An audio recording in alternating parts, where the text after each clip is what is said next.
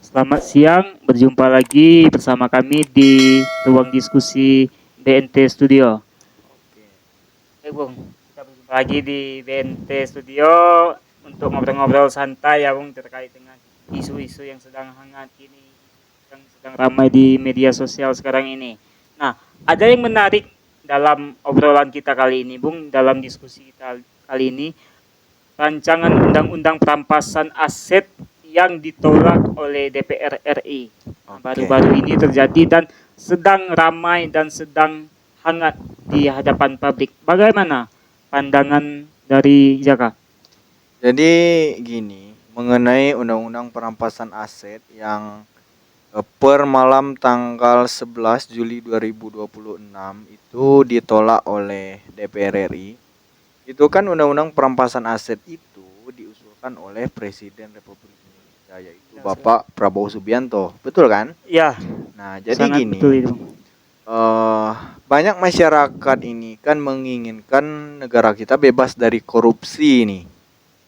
Itu yang menjadi berangkat dari berbagai permasalahan seperti itu, maka munculnya rancangan undang-undang perampasan aset dari tahun 2008.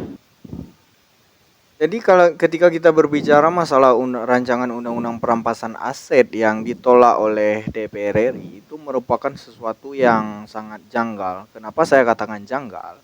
Karena itu adalah salah satu instrumen fundamental yang harus segera disahkan ketika ingin memberantas korupsi di Indonesia ini. Karena itulah yang akan menjadi dasar-dasar hukum dan juga menjadi efek yang saya kira sangat jerah bagi para koruptor gitu. Dengan adanya undang-undang perampasan aset, maka orang-orang selama ini yang secara leluasa menyalahgunakan kekuasaan diharapkan bisa berpikir dua kali gitu ketika disahkannya undang-undang perampasan aset ini. Nah, pembentukan undang-undang ini kan telah sangat ditunggu oleh publik sebagai instrumen yang penting dalam pemberantasan korupsi di Indonesia. Ya Namun betul. sampai sekarang masih selalu ditolak dan disendat-sendatkan dalam pembahasan bersama DPR RI. Nah, berdasarkan fakta yang saya dapatkan, Bung, rancangan undang-undang perampasan aset ini tak masuk prolegnas. Itu bagaimana tanggapannya melihat kondisi perampasan aset ini kan salah satu instrumen fundamental dalam Iya kita betul. memberantas korupsi. Akan tetapi tidak masuk ke dalam prolegnas itu. Gini, saya rasa kenapa itu tidak masuk ke dalam prolegnas seperti yang dikatakan saudara tadi. Ya karena sekarang sama-sama kita tahu bahwa yang melakukan korupsi itu adalah orang-orang yang membuat aturan itu sendiri, yang membuat regulasi-regulasi itu. Memang betul ada beberapa orang yang masih mewakili masyarakat yang duduk di kursi pemerintahan, tapi sekarang kita lihat sama-sama bahwa mereka semua duduk di sana atas dasar kepentingan, baik itu kepentingan diri sendiri maupun kelompok gitu. Sebenarnya hal-hal seperti itulah yang membuat terhambatnya pengesahan undang-undang perampasan aset ini. Itu kan sudah diajukan dari tahun 2008. Coba kita bayangkan loh, hampir 20 tahun tidak ada progres yang pasti terhadap undang-undang tersebut.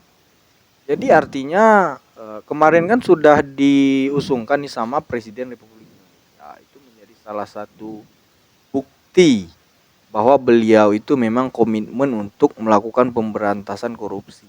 Tapi masalahnya sekarang di dalam tubuh pemerintah Republik Indonesia itu sendiri masih banyak orang-orang yang ya sama-sama kita tahu mereka duduk di situ atas dasar kepentingan seperti yang saya bilang di awal tadi gitu. Dari mayoritas fraksi di DPR ini menolak tuduhan terhadap penghambatan pemberantasan korupsi. Bahkan DPR berdalih untuk menjaga stabilitas hukum.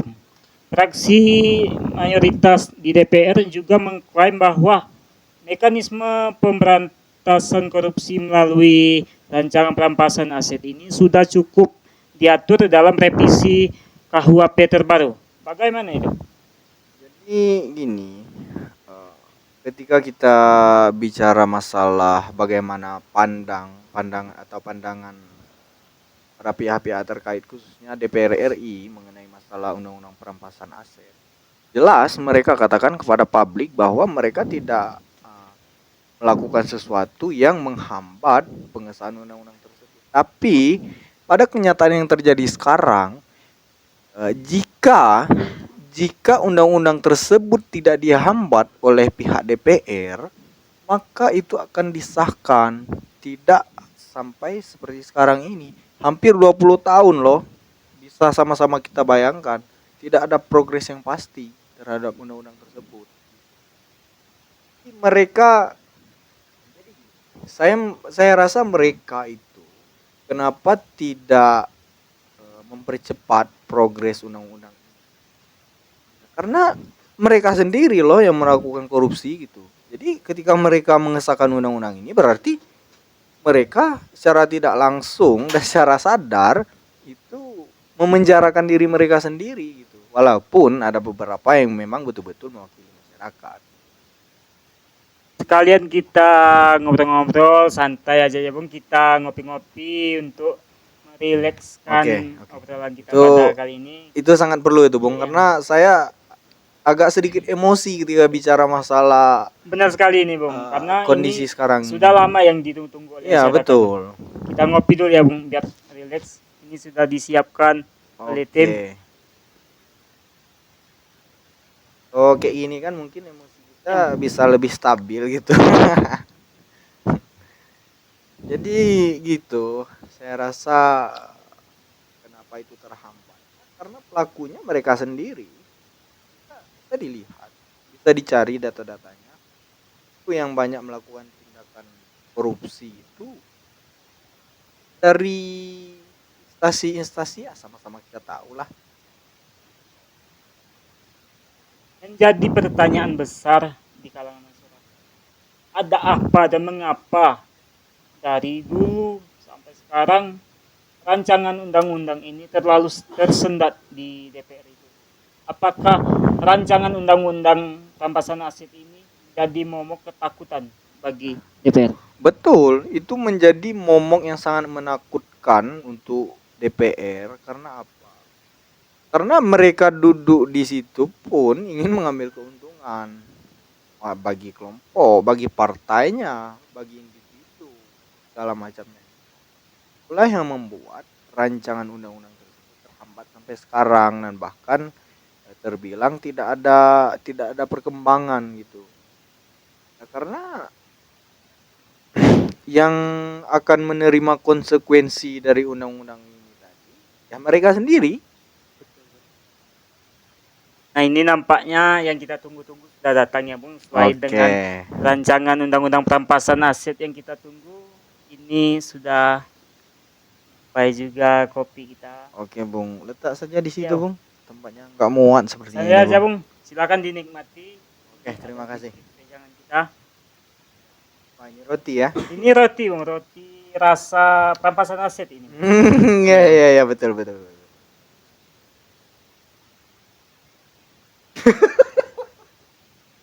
Enak rotinya Bung, kayak duduk di kursi DPR ya Bung.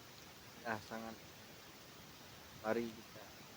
Sepertinya saya sangat tertarik ini tadi Bung. Masalah rancangan undang-undang perampasan aset.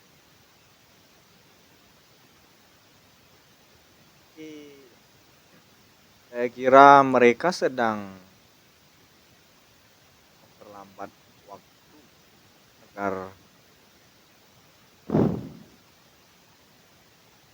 Ini kan yang disampaikan tadi perampasan aset ini kalangan DPR ini sedang menunda-nunda ataupun menunggu. Artinya apakah akan disahkan nih? Ini tadi seperti yang Jaka sampaikan sedang memperlambat waktu. Artinya rancangan undang-undang perampasan aset ini akan disahkan ya.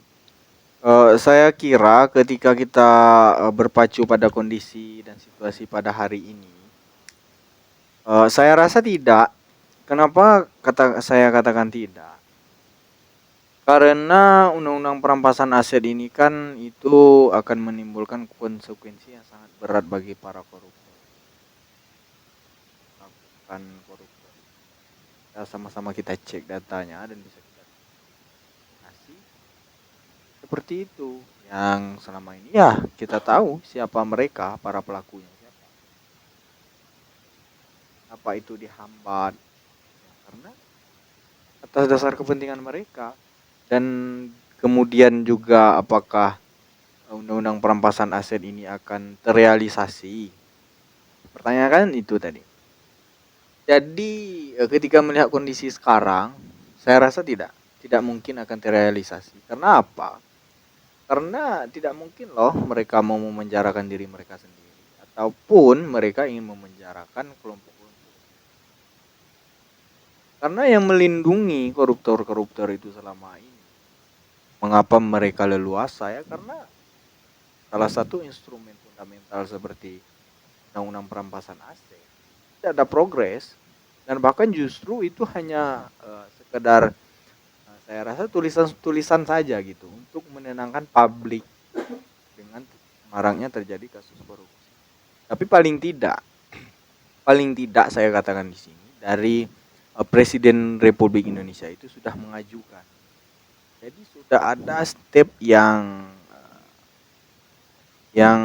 progresif. Tidak hanya seperti kemarin-kemarin ini kita lihat nggak ada tuh apakah presiden mengajukan atau siapa yang mengajukan, kan nggak ada, hanya kemarin baru diajukan oleh presiden dan itu pun ditolak oleh DPR. Nah, di sini artinya rancangan undang-undang perampasan aset ini tidak akan disahkan. Tidak. Artinya ini hanya bakal menjadi sebuah rancangan dan tidak akan menjadi sebuah undang-undang. Karena dampak dari disahkannya rancangan undang-undang ini menjadi penjara sendiri bagi mereka. Artinya semua orang yang di dalam legislatif itu apakah sangat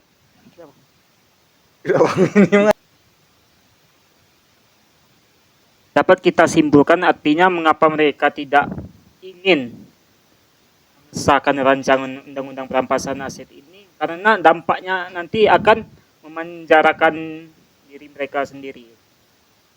Betul, seperti yang dikatakan saudara tadi. Tapi kan tidak semua tuh dalam tubuh DPR itu melakukan hal-hal yang melanggar hukum itu. Tidak semua, ada juga yang betul-betul menjadi wakil rakyat itu ada juga. Tapi sebagian besar itu mereka ya atas dasar kepentingan kelompok atau diri. Nampaknya rancangan undang-undang perampasan aset ini sulit untuk disahkan. Apakah dalam rancangan undang-undang perampasan aset ini dapat digantikan oleh Perpu untuk memberantas korupsi di Indonesia, saudara Jaka? Jangankan ingin bicara tentang Perpu ya. Masalah rancangan undang-undang perampasan aset ini kan dari tahun 2008 sampai sekarang pun masih tetap sebagai rancangan gitu. Tidak ada progres yang berarti, tidak ada realisasi yang nyata dari pihak pemerintah. Dalam pemerintahan di negara kita kan panglima tertinggi itu ada di tangan presiden. Nah, mengapa apa yang diusulkan presiden itu terlalu tersendat di legislatif? Betul seperti yang dikatakan tadi bahwa wewenang tertinggi itu dipegang oleh presiden. Tapi ketika ingin mengesahkan sesuatu, apalagi sifatnya itu seperti undang-undang yang menyangkut kemaslahatan masyarakat banyak itu. Jadi memang perlu itu juga disetujui oleh pihak legislatif dan eksekutif secara bersamaan gitu.